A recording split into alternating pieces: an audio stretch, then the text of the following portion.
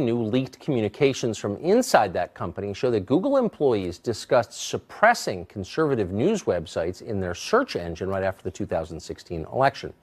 In one post from November 9th, 2016, a Google engineer called Scott Beyer called the Daily Caller and Breitbart opinion blogs, quote, and said that Google employees should reduce the visibility of both sites in search results compared to, quote, legitimate news organizations.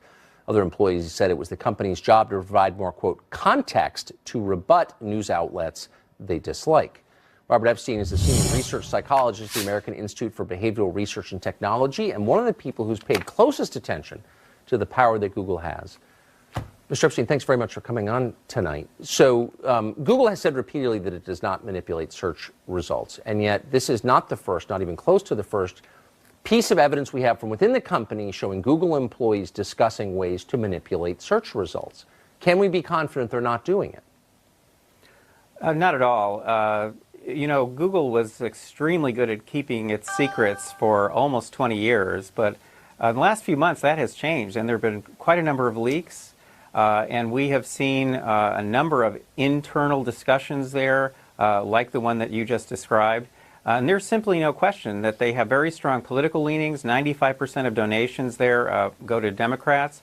I myself am not a conservative. I actually, I kind of lean toward Google's political views.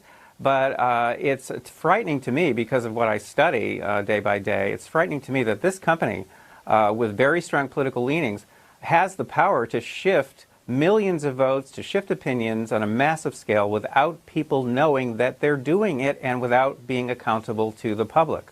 How can you have a democracy under those circumstances where one privately held company has the power to manipulate people's behavior without people knowing it?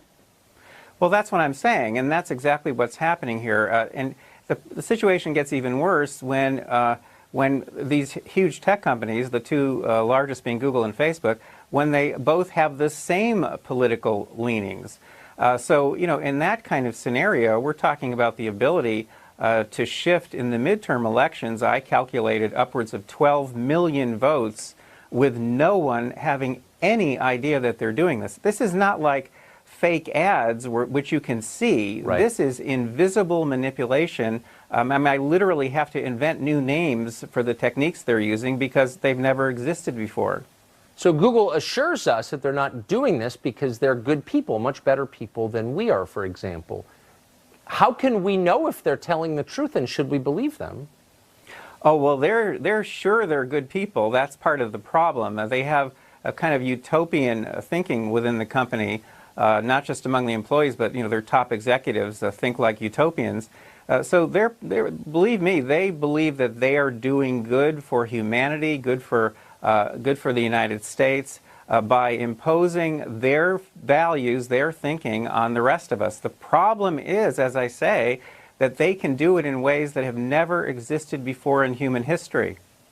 So I know that, as you already said, you and I have different political views, probably don't vote for the same people. So you're maybe the person to ask. How can the United States Congress sit back with evidence that democracy, the core idea of democracy, is being challenged by this company and not do anything about it?